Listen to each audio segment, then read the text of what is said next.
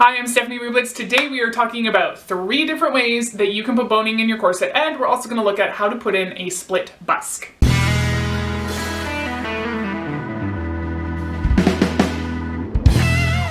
One of the things that is really cool about sewing corsets is that there are so many different variations and techniques of how you can do things.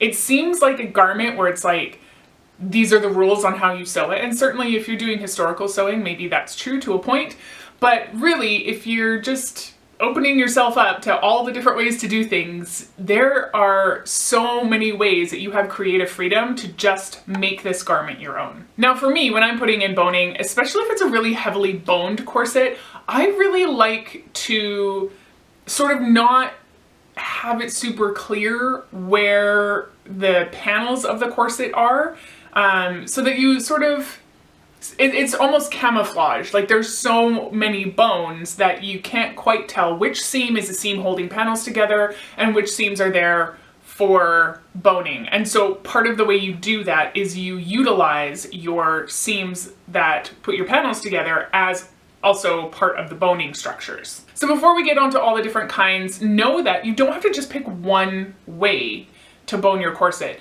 If you want to use the seam allowance to bone on the seams, then do that. And if you want to add extra boning with like bone casing, then do that. And if near the closures you want to use the pocket method or the fold over method, then use that. You can totally mix and match these. There's no right or wrong way to do it because we're not historical sewing here. We are just making corsets for fun.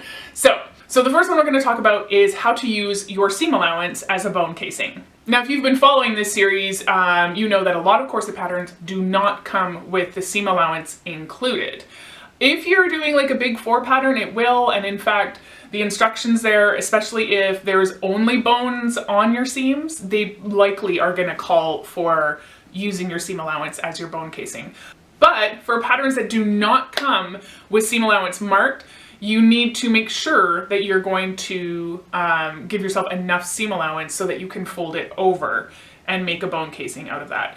And that's gonna depend on, I can't just give you an answer for what that seam allowance is going to be. That depends on how thick your boning is. It depends on if you're gonna line your corset, because if you're gonna line it, then you can just fold that seam allowance over and sew up the edge of it. If you are not gonna line it, then you're gonna wanna do more like a flat felled seam, and then you're gonna need extra seam allowance to fold under. So the measurement on how wide that is, you basically have to take your fabric, take a piece of boning, and see how much fabric you're going to need to fold over that, and that's how much seam allowance you're going to have to give yourself.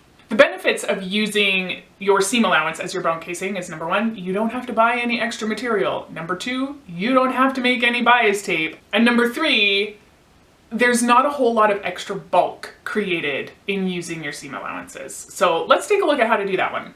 So I have a few sample swatches that I'm going to use for this process. And on this first one, I'm going to go and do a seam that is 3/4 of an inch.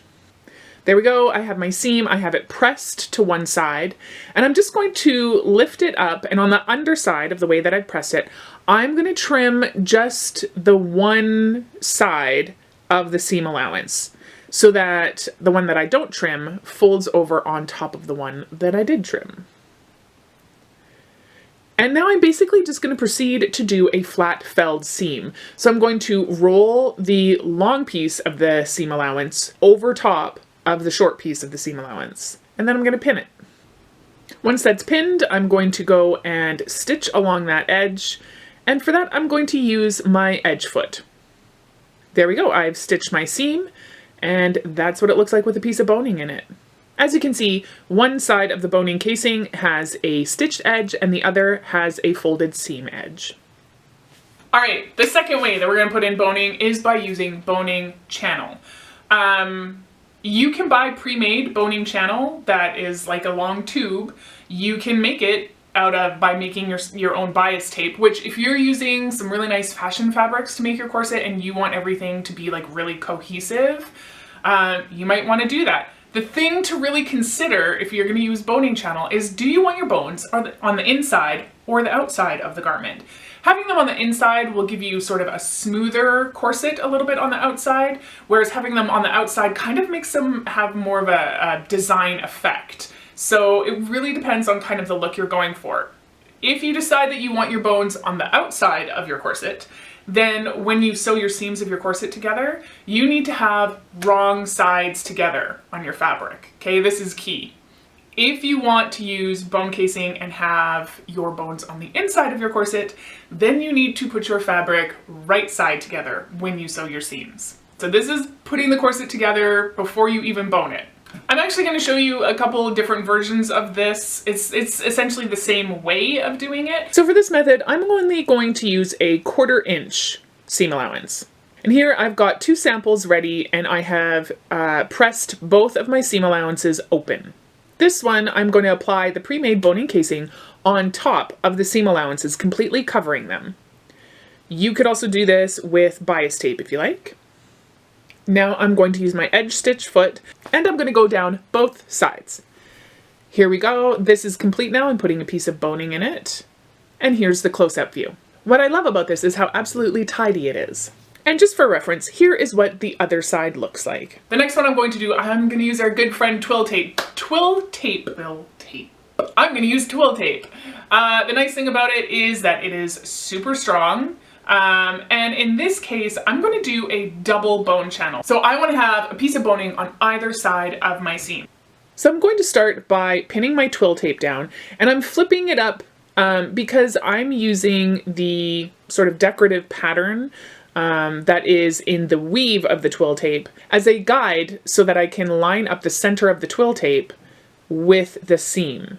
I need to be pretty precise here because there's not a lot of extra wiggle room on this tape. So I just take my time making sure that I am lining up that center V with my seam as I go down. Now I'm super picky and I really want my seam to follow the seam line that is already on the fabric. So to do this, I want my pins to be on the top, but it was easier to line up the twill tape by having the other side facing up. So again, this is just me being picky. I'm going to go and I'm going to place pins on the other side of my fabric now. Now that I have it in position, I need pins that I can actually remove while I'm sewing. Now I can flip it over and pull the original pins out from the underside. Now when I go to stitch it, I can stitch it with the seam side up, and I can follow that seam exactly. And there we go. So that is the center seam.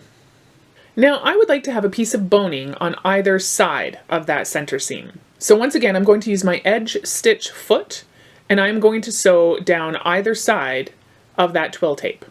Now I'll just slide in some boning, and here is the final look.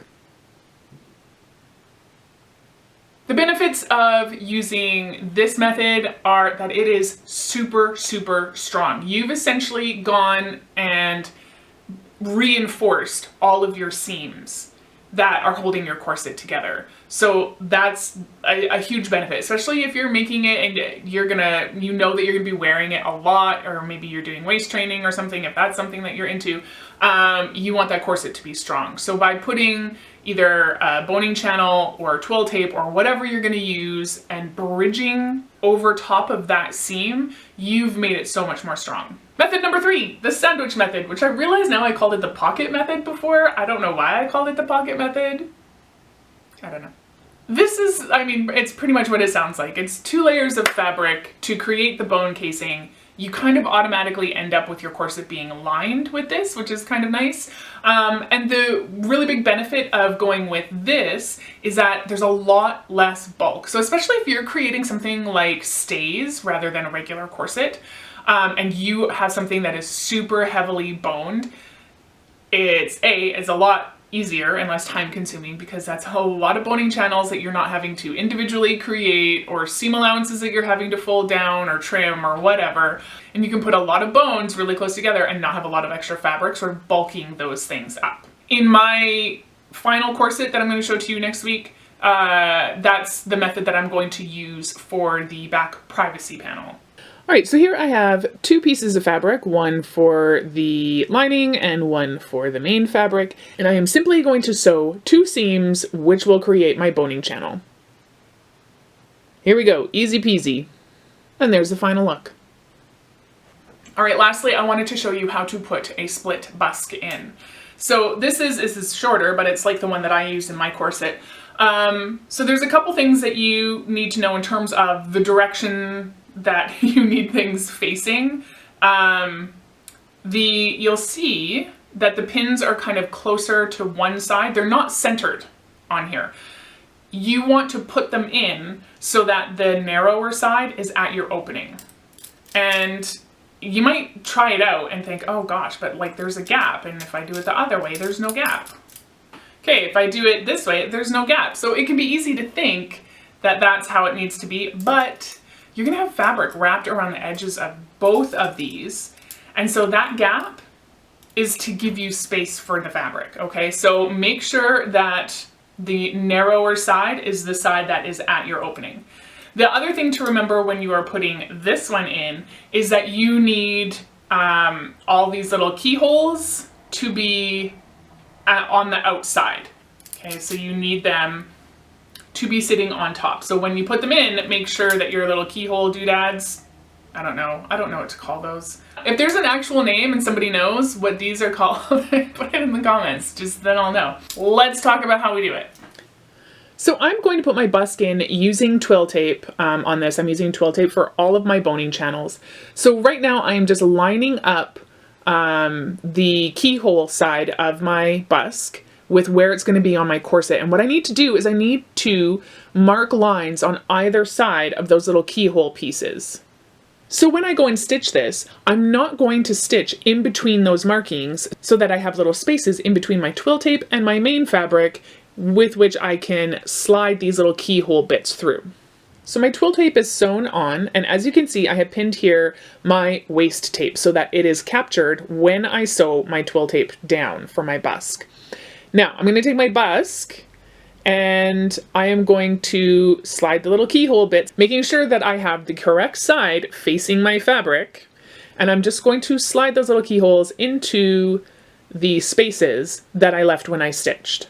Now, truthfully, if I would have left a little bit of a longer seam allowance, that actually might have helped me here, because these 1/4 inch seam allowances that I left are being a bit of a pain when it comes to making sure that they are staying on the same side of the busk as they should be, rather than sort of bunching up at the top of the busk. So I'm using these little quilting clips just to hold everything nice while I get this whole thing together, because as you can see, as you move around, the little keyholes like to just slide right out.